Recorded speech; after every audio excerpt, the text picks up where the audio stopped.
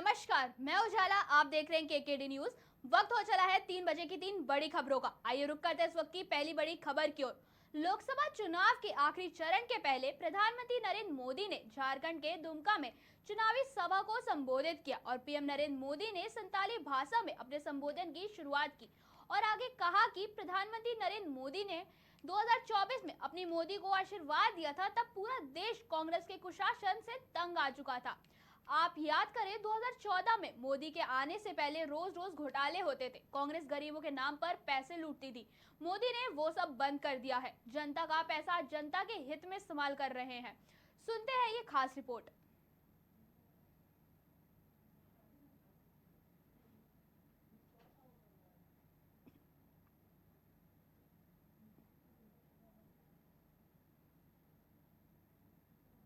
साथियों, 2014 में आपने मोदी को आशीर्वाद दिया था।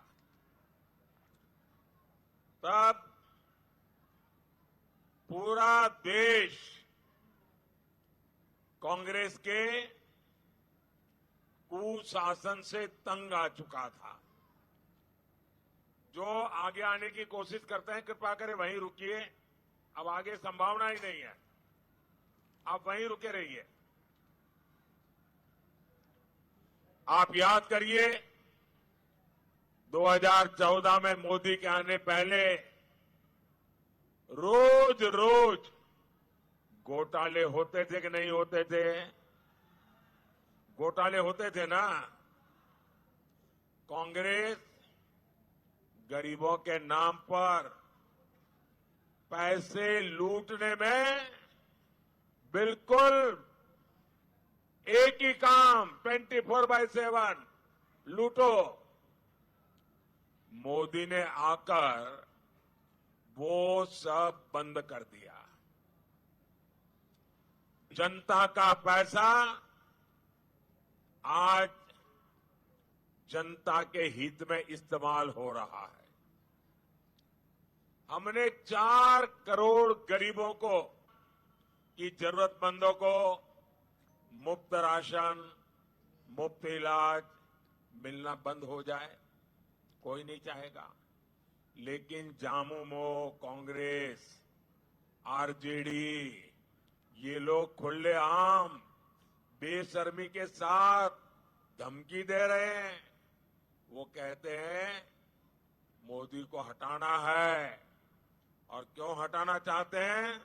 ताकि फिर से उनको घोटाले करने का मौका मिल सके। मैं जरा आपसे पूछना चाहता हूं, क्या ये घोटाला करने देंगे? क्या घोटाला करने देंगे? क्या आप इंडी वालों को गरीबों का हक लूटने देंगे? क्या पूरी ताकत से बताइए, लूटने देंगे क्या? साथियों, जेएमएम और कांग्रेस, जेएमएम और कांग्रेस झारखंड को हर तरह से लूट रहे हैं। आप देखिए, यहां इतने खूबसूरत पहाड़ है, लेकिन झारखंड की चर्चा ये खूबसूरत पहाड़ों से नहीं हो रही है। झारखंड की चर्चा नोटों के पहाड़ के लिए हो रही है कि पहाड़ पकड़े जा रहे हैं। ये पैसा कहां से आ रहा है? ये पैसा आ रहा है शराब के घोटाले से। ये पैसा आ रहा है करोड़ों रुपयों के टेंडर के घोटाले से। ये पैसा आ रहा है खान, खनिज, खनन घोटाले से। अकेले साहिबगंज जिले में 1000 करोड़ के खनन घोटाले का पता लगा है। साथियों, इन लोगों ने जमीनें हड़पने के लिए अपने माता पिता का नाम बदल दिया। अब गरीबों, आदिवासियों की जमीन कब्जा की जा रही है। सेना हर कोई जिसका सम्मान करते हैं, इन लोगों ने सेना तक की जमीन को उसको भी लूटा। आपको झारखंड को इन लोगों से मुक्ति दिलानी ही होगी। साथियों, 4 जून के बाद भ्रष्टाचारियों पर कार्रवाई और तेज होगी, ये मोदी की गारंटी है। गठबंधन के लिए सिर्फ अपना वोट बैंक जरूरी है, उसे आदिवासी समाज के हितों से कोई लेना देना नहीं है। जहां जहां ये लोग सत्ता में आए, आदिवासी समाज और संस्कृति खतरे में पड़ गई। आदिवासियों के खिलाफ इनके हथियार है नक्सलवाद, घुसपैठ और तुष्टीकरण। आप याद करिए, जब तक कांग्रेस सत्ता में रही, नक्सलवाद फलता फूलता रहा। हमारे होनहार बच्चे, इनका जीवन बर्बाद होता रहा। उन बच्चों की माताएं आंसू बहाती रही, बेटा चला गया। नक्सलवाद की आग में सबसे ज्यादा कौन जला?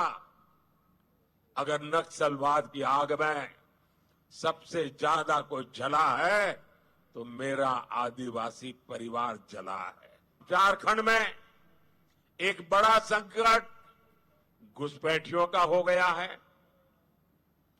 हमारा ये संथाल परगना तो बहुत ज्यादा घुसपैठियों की चुनौती से जूझ रहा है। इसका परिणाम क्या हो रहा है? कई इलाकों में आदिवासियों की संख्या तेजी से कम हो रही है और घुसपैठियों की संख्या बढ़ रही है। आदिवासियों की जमीनें घुसपैठिए कब्जा कर रहे हैं कि नहीं कर रहे हैं? साथियों, हमारी आदिवासी बेटियां घुसपैठियों के निशाने पर आई है कि नहीं आई है? बेटियों की सुरक्षा खतरे में पड़ी है कि नहीं पड़ी है? बेटियों का जीवन खतरे में है कि नहीं है? साथियों,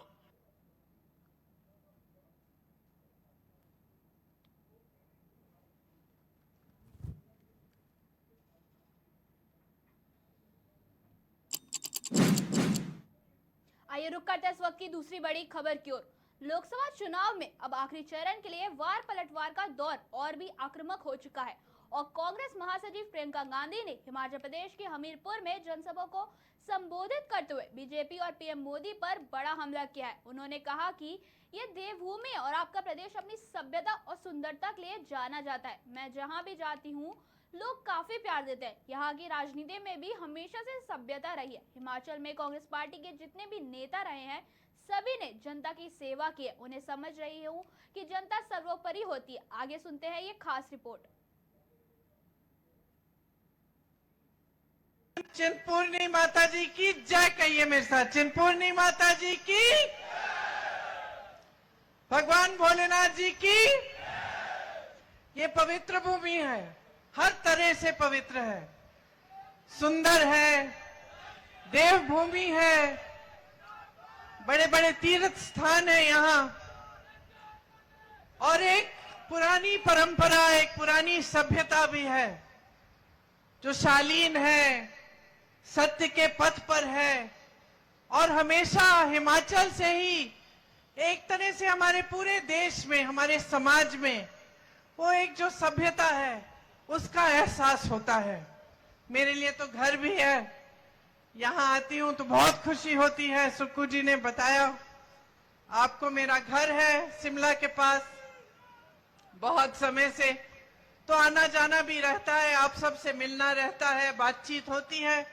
हमेशा पता चलता है कि यहाँ की जनता जो है साधारण जीवन जीती है, ज्यादा लोगों को उलझाते नहीं हो, आप झूठ वगैरह में पड़ते नहीं हो, सभ्यता है एक समाज की वो रखते हो और जिस से मिलती हूँ प्यार से मिलता है। हमेशा जहां भी जाऊं, चाहे किसी दुकान में जाऊं, चाहे कहीं भी जाऊं, तो बहुत प्रेम से प्यार से बिठाते हैं, स्वागत करते हैं, और ये आपकी पहचान है।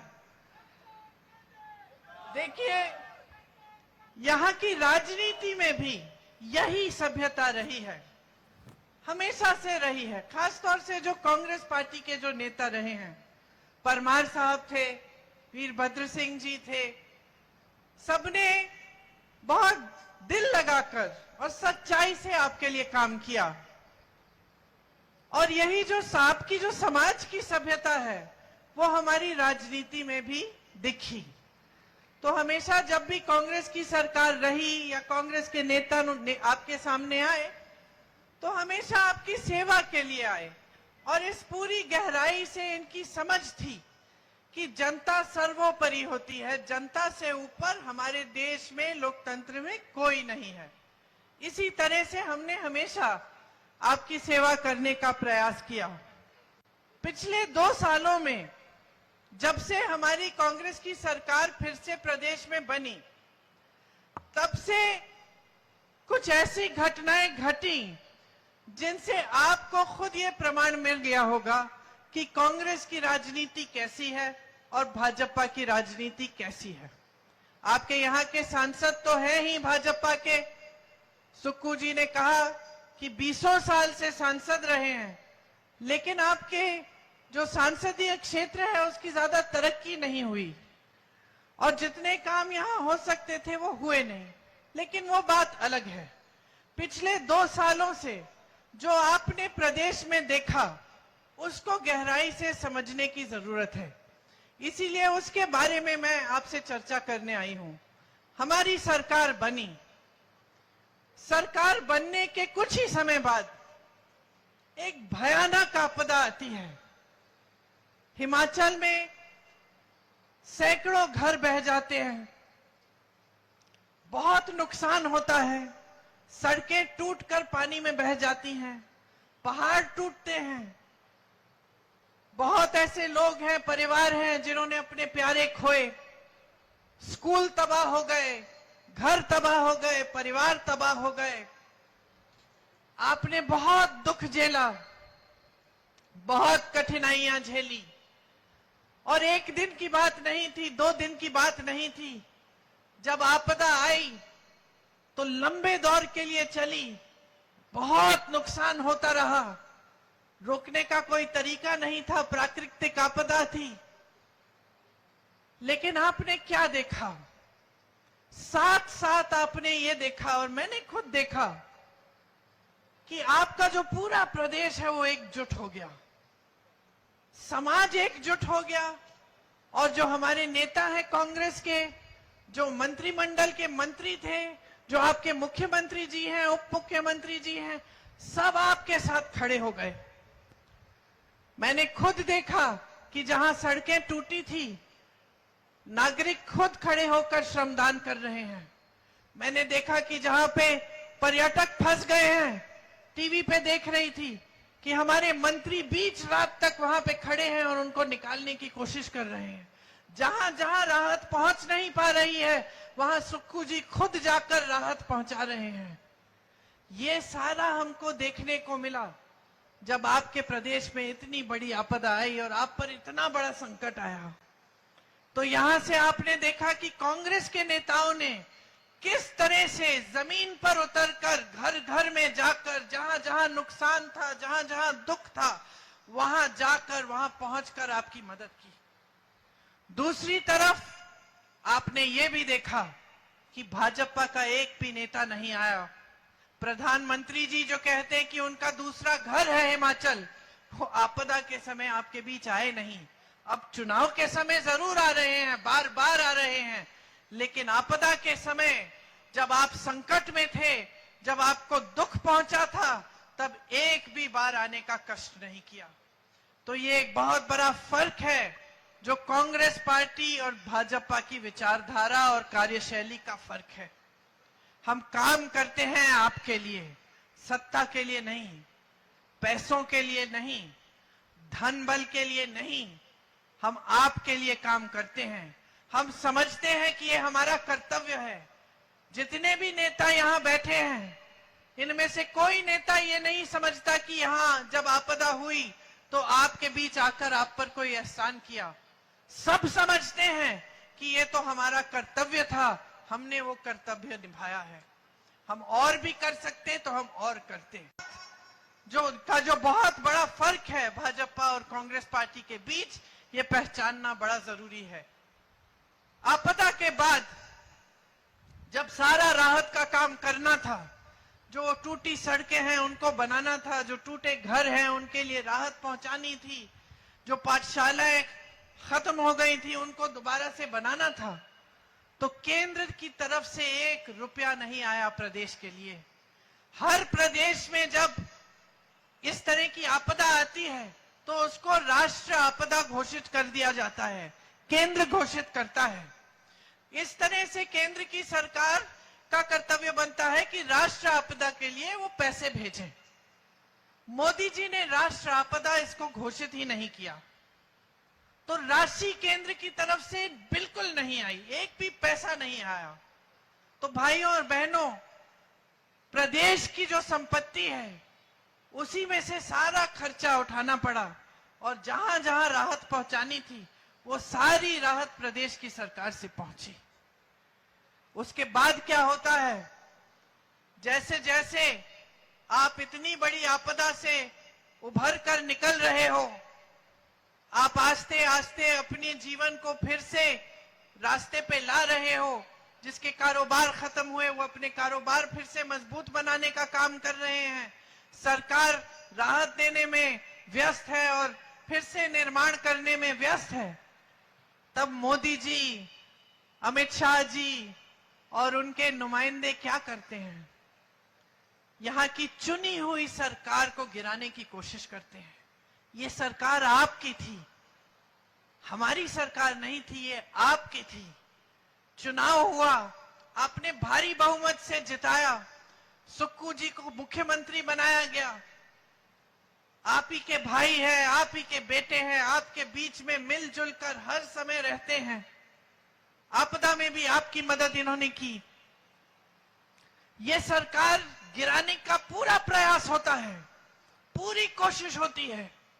धन बल के साथ चोरों की तरह विधायकों को छुपाकर कभी यहां ले जाएंगे, कभी वहां ले जाएंगे। अंधेरी रात में गाड़ियां जा रही हैं, सुरक्षा मिल रही है उन विधायकों को, कोई हेलीकॉप्टर से चंडीगढ़ पहुंच रहा है। पूरा देश ये दृश्य देख रहा है कि हिमाचल की जनता ने अपने लिए एक सरकार चुनी, एक ईमानदार सरकार मिली, एक सच्ची सरकार मिली। और अब मोदी जी के मंत्री और यहाँ के हिमाचल के जितने भी बड़े बड़े भाजपा के नेता हैं, सब धन बल के आधार पर उस सरकार को गिराने में लगे हुए हैं। कितनी शर्म की बात है बहनों और भाइयों कि पूरा देश देख रहा था, देश की सारी मीडिया दिखा रही थी, और किसी ने ये नहीं कहा कि ये लोकतंत्र के खिलाफ सबसे बड़ा अपराध देश की जनता, हिमाचल की जनता की आंखों के सामने हो रहा है। सब पत्रकारों ने वाहवाही की कि देखिए मोदी जी हैं तो मुमकिन है ये सरकार भी गिरा देंगे। महाराष्ट्र की सरकार गिराई, कहीं और सरकार गिराई, अब हिमाचल की सरकार भी गिरा देंगे। लेकिन ये हमारे नेताओं की दृढ़ता थी, ये आपका जो समर्थन था कि हमारी सरकार एकजुट रही, और 5-6 लोगों के जाने के बावजूद हम दृढ़ रहे, मजबूत रहे। हम आज तक सरकार चला रहे हैं, आपके लिए चला रहे हैं। जिनको जाना था धन बल के आधार पर चले गए। अच्छा है बहनों और भाइयों, सबकी सच्चाई सामने आनी चाहिए। आपने कांग्रेस की सच्चाई देख ली जब आपदा आई, आपने भाजपा की सच्चाई भी देख ली कि मदद करने कौन आया और नकारा किसने। उसके बाद जब सरकार गिराने का काम शुरू हुआ तो भी आपने भाजपा की सच्चाई देखी और कांग्रेस की सच्चाई देखी। एक थी इंदिरा गांधी, प्रधानमंत्री थी, अपने एक संसदीय क्षेत्र में गांव-गांव जाकर जनता से मिलती थी, पैदल जाती थी, जनता डांट देती थी, उन्हें कोई परवाह नहीं थी। डांट खाती थी, कहती थी अच्छा है, जागरूक है ये जनता, और दिन रात काम करती थी। शहीद हुई तो शायद आपको मालूम नहीं होगा, जब शहीद हुई तो मेरे पिताजी को उनके कमरे में एक पर्चे पे लिखा मिला कि अगर मुझे कुछ हो जाएगा तो जब मेरे अंतिम संस्कार होंगे तो मेरी जो अस्थि है वो संगम में, इलाहाबाद में आधी वहां डाल देना और आधी हिमालय के पर्वतों पे डालना, क्योंकि मैं हिमालय के पर्वत में जो बर्फ है उसके साथ में घुलना चाहती हूं। एक ये विचारधारा कि ये देश है मेरा, ये देश की धरती है, मुझे इस देश की धरती में घोल डालो। और दूसरी विचारधारा कि देश की जनता की आवाज है, देश की जनता एक सरकार को चुनती है और आप 100-100 करोड़ दे देकर विधायकों को चोरी करके उस सरकार को गिराने में लगे हैं। कि एक राजनीति जो हमारे देश में स्थापित की थी महात्मा गांधी ने,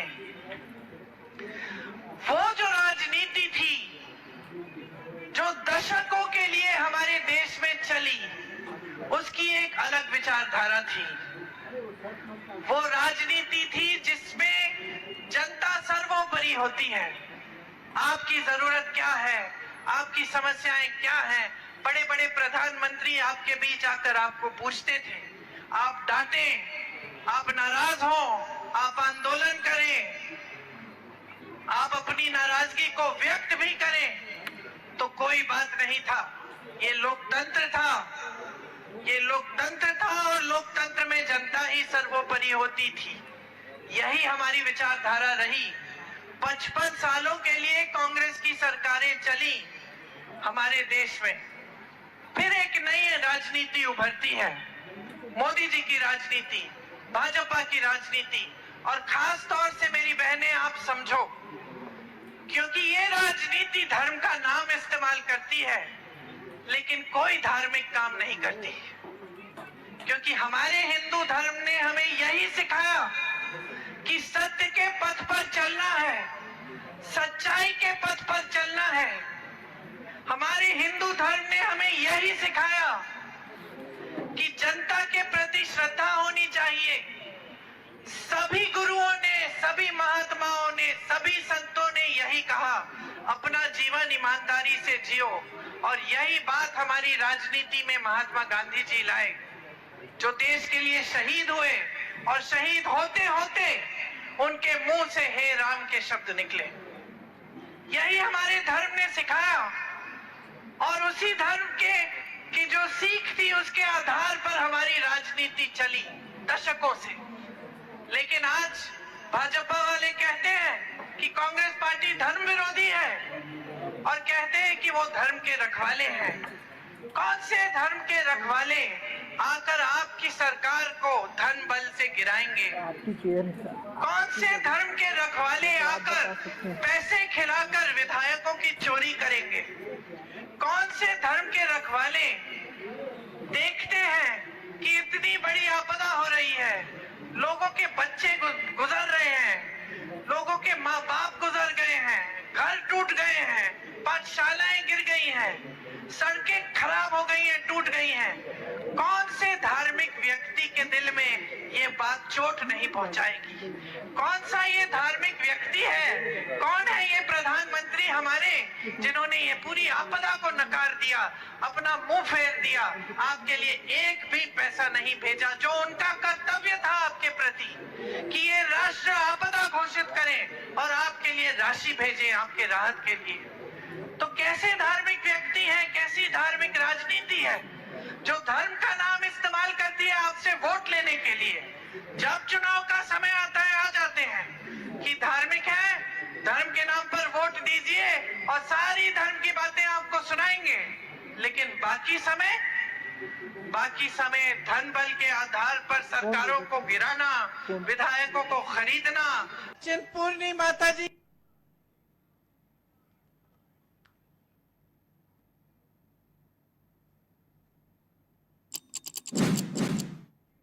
आइए रुक करते हैं इस वक्त की तीसरी बड़ी खबर की ओर।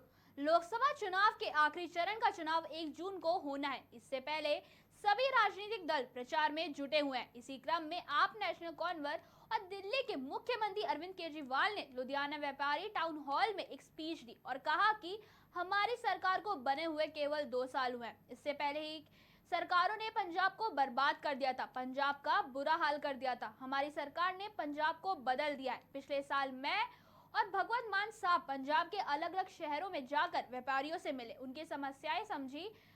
आगे सुनते हैं क्या कुछ कहा गया इस खास रिपोर्ट में। अभी 2 ही साल हुए हैं हमारी सरकार बने हुए। 2 साल तो कुछ भी नहीं होते। उसके पहले 75 साल आपने इस पार्टी को भी मौका दिया, इस पार्टी को भी मौका दिया, और इन दोनों पार्टियों ने मिलके बेड़ा गर्क कर दिया पंजाब का। अब जब हमने संभाली सरकार तो पता चला कि पंजाब का कितना बुरा हाल था। आप लोगों से छिपाने कुछ भी छिपा हुआ नहीं है। आप सारे पढ़े लिखे लोग हो, व्यापारी लोग हो, कारोबारी लोग हो, आपको सब पता है कि कितना बुरा हाल था।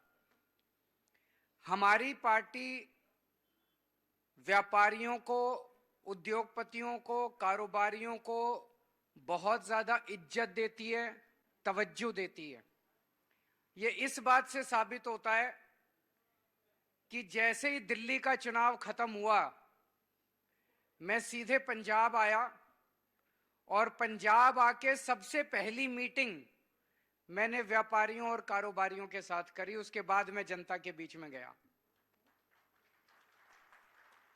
और आजकल रोज मैं जिस शहर में होता हूं, इस वक्त तो चुनाव के दौरान नेता बड़े बड़े रोड शो कर रहे होते हैं, बड़े बड़ी सभाएं कर रहे होते हैं, पब्लिक रैली कर रहे होते हैं। मैं रोज सवेरे 12 बजे जिस शहर में होता हूं, उस शहर के कारोबारियों से और व्यापारियों से सबसे पहले मिलता हूं। 1 साल पहले मैं आया था मान साहब के साथ, पता नहीं आप लोगों को याद है कि नहीं है। मैं और मान साहब लुधियाना आए थे, जलंधर गए थे, अमृतसर गए थे, मोहाली गए थे। हमने व्यापारियों के साथ मिलकर उनकी समस्याएं सुनी थी। मेरे वापस जाने के बाद मान साहब होशियारपुर गए, दसुआ गए, दीनानगर गए, पटियाला गए, मोगा गए, पठानकोट गए। वहां भी उन्होंने व्यापारियों के साथ अलग अलग जगह मिलनी करी, और जितने सुझाव आए, समस्याएं आई, उनमें से कई सुझावों के ऊपर काम किया गया और कईयों पे अभी काम चल रहा है और कईयों पे अभी काम करना बाकी है, काम करेंगे। एक चीज तो आप मानोगे, अभी 2 ही साल हुए हैं। 2 साल ज्यादा नहीं होते, लेकिन इन 2 सालों में आपने इतना तो देखा होगा कि हवा का रुख उल्टा हो गया। पहले जहां सब कुछ नीचे नीचे नीचे नीचे जा रहा था पंजाब के अंदर, अब वो नीचे जाना बंद हो गया। अब धीरे धीरे धीरे धीरे चीजों का समाधान होने लगा है, चीजें अच्छी की ओर बढ़ने लगी हैं, सारी चीजें अच्छे की ओर बढ़ने लगी हैं। एक समय था आज से 2 साल पहले, जब दूसरी पार्टियों की सरकारें थी, जब व्यापार और इंडस्ट्री पंजाब छोड़ छोड़ के जा रहा था, छोड़ छोड़ के जा रहा था। चाहे अमृतसर हो, चाहे जलंधर की स्पोर्ट्स इंडस्ट्री हो, चाहे लुधियाना हो, चाहे कोई भी इलाका हो पंजाब का, व्यापारी भी छोड़ छोड़ के मध्य प्रदेश जा रहे थे, हिमाचल प्रदेश जा रहे थे, राजस्थान जा रहे थे, उत्तर प्रदेश जा रहे थे। पंजाब छोड़ छोड़ के जाना बंद हो गया है। अब हमारी कोशिश है कि जो छोड़ के गए हैं उनको वापस लाएं, जो अभी मौजूद हैं पंजाब के अंदर उनको और मौका दें अपना व्यापार बढ़ाने का, और विदेशों से भी काफी इन्वेस्टमेंट पंजाब के अंदर आए। पिछले 2 साल में इस दिशा में काफी कदम उठाए गए हैं। विदेशों से भी और हमारे देश से भी बहुत बड़ी बड़ी इंडस्ट्री अब पंजाब के अंदर इन्वेस्टमेंट करने को तैयार हुई है। पिछले 2 साल में लगभग 56,000 करोड़ रुपए का इन्वेस्टमेंट पंजाब में शुरू हो गया है। जमीन खरीद ली गई है। वहां पे ऐसा नहीं कि बस एमओयू साइन हुए, नारियल फोड़ दिया, जमीन खरीद ली गई, कंस्ट्रक्शन चालू हो गई है। इससे लगभग 3 लाख नौजवानों को रोजगार मिलेगा। तो जब इतनी बड़ी बड़ी इंडस्ट्री आती है तो जाहिर तौर पे इतनी बड़ी इन्वेस्टमेंट तभी होती है जब वो आने के पहले पता करते हैं लॉ एंड ऑर्डर ठीक है, शांति है, अमन चैन है, कोई समस्या तो नहीं है, सरकार कैसी है, ये सब पता करके आते हैं। तो इतने बड़े स्तर पे अगर इन्वेस्टमेंट आ रही है तो इसका मतलब स्थिति में सुधार हुआ है, चीजों में सुधार हुआ है। 2 साल पहले जब हमारी सरकार बनी, हम कई वादे करके आए थे, उन वादों पे भी काम शुरू हुआ। उसमें सबसे बड़ा वादा था आपकी बिजली मुफ्त कर देंगे। आप लोगों के घर की बिजली मुफ्त हुई? हो गई? मैं जानता हूं अब अगला कहोगे कि हमारी कॉमर्शियल और इंडस्ट्रियल भी कम करो। वो भी करेंगे, वो भी करेंगे, लेकिन सारी चीजें धीरे धीरे होंगी। मैं बता नहीं सकता जिस हालत में हमने पंजाब की फाइनेंशियल हालत को इनहेरिट किया है, मतलब जो हालत थी पंजाब की फाइनेंस की, बहुत ही बुरी हालत थी। लेकिन सारे काम करेंगे, आप चिंता मत करो। हम पढ़े लिखे लोग हैं, फाइनेंस भी समझते हैं, कैसे लाना है पैसा, कहां से लाना है पैसा, वो भी समझते हैं। तो बिजली मुफ्त कर दी, ये बहुत बड़ी बात है। पूरे देश में 2 राज्य हैं केवल जहां आम आदमी पार्टी की सरकार है, और इन्हीं 2 राज्यों में, दिल्ली में और पंजाब में, आज बिजली मुफ्त मिल रही है। मोहल्ला क्लिनिक बने आप लोगों के यहां कहीं पे? बने हैं? अच्छे हैं? दवाइयां मिलती हैं?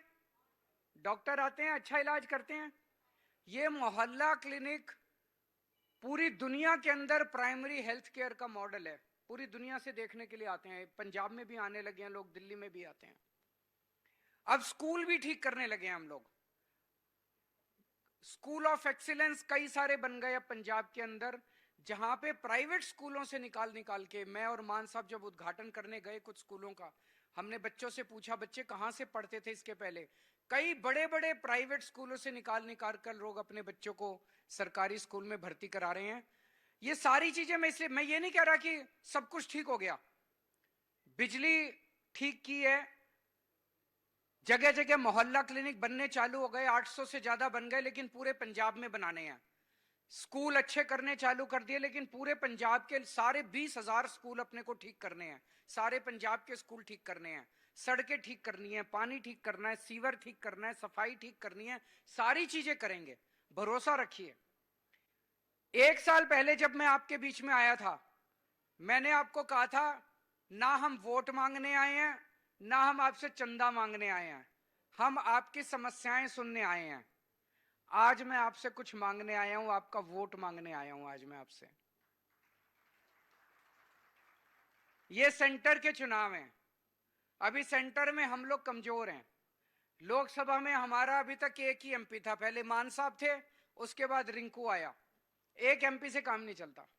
अगर हमारी सेंटर के अंदर पावर आएगी, अगर हम केंद्र के अंदर मजबूत होंगे, लोकसभा के अंदर अगर हमारे एमपी आएंगे, तो हमारे भी हाथ मजबूत होंगे।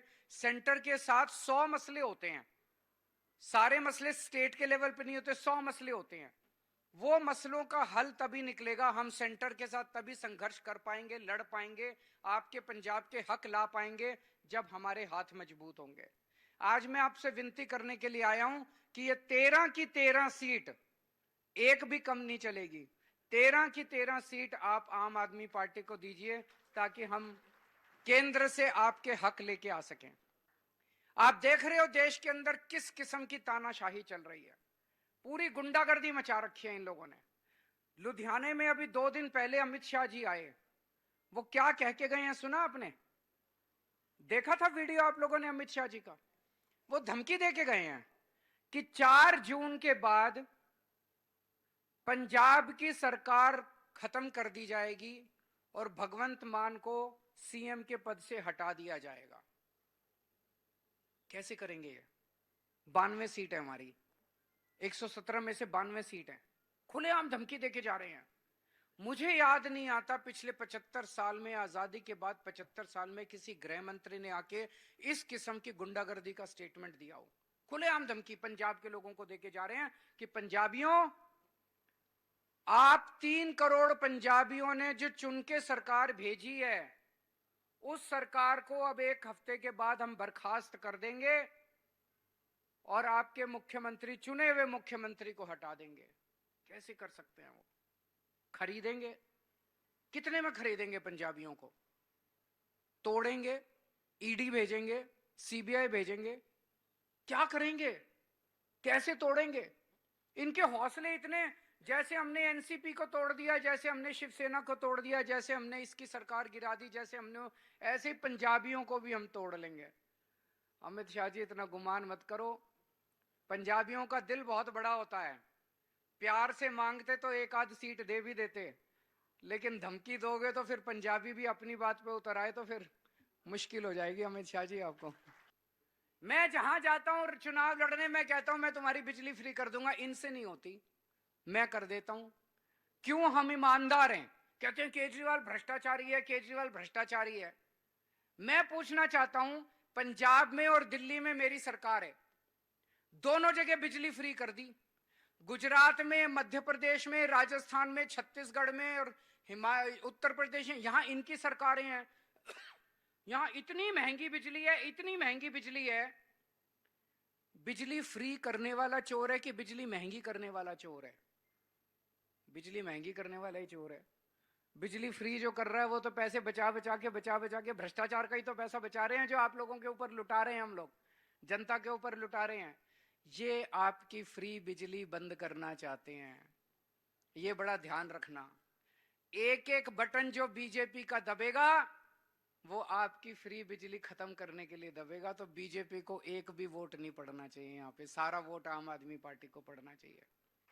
इन्होंने पंजाब के हक का 9,000 करोड़ रुपया रोक रखा है, 5,500 करोड़ रूरल डेवलपमेंट फंड का, नेशनल हेल्थ मिशन का।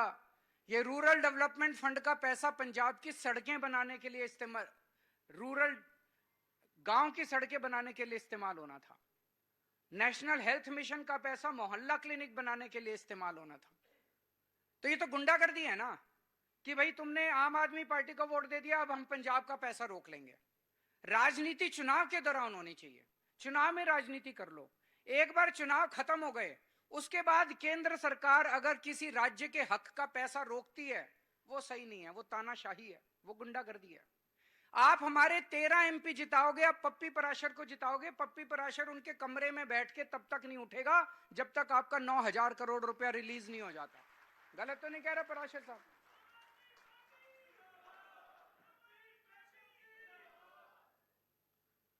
और आपने दूसरी पार्टी वालों को जिता दिया, वो तो देख लिया आपने। पिछले 5 साल से लोकसभा के अंदर पंजाब के 13 एमपी थे, कभी सुना पंजाब की आवाज उठाते हुए उनको? कभी सुना किसी ने, इस पार्टी वाले ने या उस पार्टी वाले ने पंजाब की कोई आवाज? कुछ नहीं। सारे अपनी सेटिंग करने में, लोकसभा में जाते अपनी अपनी सेटिंग करने में लग जाते हैं, इस मंत्री के पीछे, उस मंत्री के पीछे, इसके पीछे, उसके, सारे अपनी अपनी सेटिंग करने। हमारी पार्टी सेटिंग नहीं करती, ये आपके लिए लड़ेंगे हमारे एमपी। हमारे पंजाब के किसान दिल्ली गए 2 साल पहले, क्या कह रहे थे? कि हमें अपने प्रधानमंत्री से मिलना है, हम दिल्ली जा रहे हैं। भाई मिलने का हक होना चाहिए, 140 करोड़ लोगों के प्रधानमंत्री हैं, कोई भी जाके मिल सकता है। हजारों पंजाब से और हरियाणा से किसान दिल्ली के बॉर्डर पे पहुंच गए। किसानों को दिल्ली के अंदर नहीं घुसने दिया इन्होंने, कीलें लगा दी सड़कों के ऊपर, बोल्डर लगा दिए सड़कों के ऊपर, अंदर नहीं घुसने दिया किसानों को। क्यों?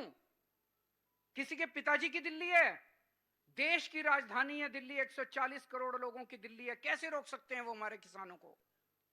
इस बार ऐसा बटन दबाना कि दिल्ली में बैठे हुए, दिल्ली की गद्दी पे बैठे हुए लोगों को दिल्ली से बाहर उठा के फेंक देना इस बार।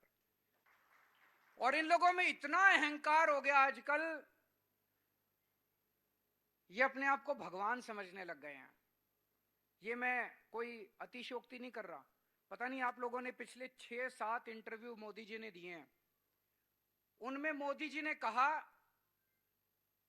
कि मैं अपनी मां की कोख से पैदा नहीं हुआ, मैं इस पृथ्वी पे प्रकट हुआ हूं। देखे आपने इंटरव्यू? किस किस ने देखे? जरा हाथ खड़े करके बताओ। कौन कौन मानता है कि मोदी जी भगवान का अवतार हैं?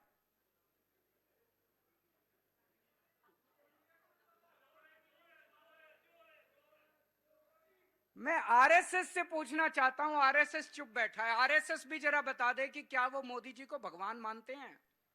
क्या वो मोदी जी को भगवान का अवतार मानते हैं? एक इनका बहुत बड़ा नेता है उड़ीसा का, संबित पात्रा, उसका बयान आया थोड़े दिन पहले, भगवान जगन्नाथ भगवान जगन्नाथ, जगन्नाथ मतलब जगत के नाथ, जगत के नाथ मतलब सृष्टि के देवता, ब्रह्मांड के देवता, पूरे यूनिवर्स के देवता। भगवान जगन्नाथ को पूरी कायनात का देवता माना गया है। संबित पात्रा कहता है भगवान जगन्नाथ मोदी जी के भक्त हैं।